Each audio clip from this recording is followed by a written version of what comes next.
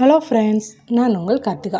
இன்றைக்கி என்ன விளாக் பார்க்க போகிறோம் அப்படின்னா, நம்ம சித்திரை வருஷ பிறப்புக்கு எல்லாத்துக்கும் தாம்பழம் கொடுத்தோம். அந்த தாம்பழத்தில் என்ன இருந்துச்சு, அதன் பலன்கள் என்ன அப்படின்னு பார்க்கலாமா? வாங்க பார்க்கலாம்.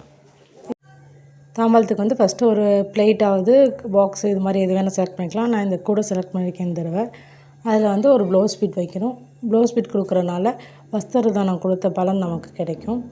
அதில் வந்து வெற்றிலை, பாக்கு, வாழைப்பழம் இதெல்லாம் வைக்கலாம். இதில் வந்து லக்ஷ்மி, சரஸ்வதி, பார்வதி இருக்கனால பல நன்மைகள் நமக்கு உண்டாகும். பூ வந்து மகிழ்ச்சி கிடைக்கும். மல்லிகைப்பூ, ரோஸ் அது மாதிரி எதுனா கொடுக்கலாம். நம்மளால் முடிஞ்ச தட்சணை வைக்கணும். தட்சணை கொடுக்கறதுனால செல்வ செழிப்பு உண்டாகும். அப்புறம் கண்ணாடி வளையல், கண்ணாடி இதெல்லாம் வைக்கலாம். வளையல் வந்து மன அமைதி கொடுக்கும். கண்ணாடி வந்து கணவனுக்கு ஆரோக்கியம் உண்டாகும். மஞ்சள், கயிறு, குங்குமம் அதெல்லாம் கொடுக்கறனால மாங்கல்ய பாக்கியம் உண்டாகும். மை வந்து கண் திருஷ்டி போக்கும். மருதாணி வந்து நோய் நொடியிலேருந்து பாதுகாக்கும்.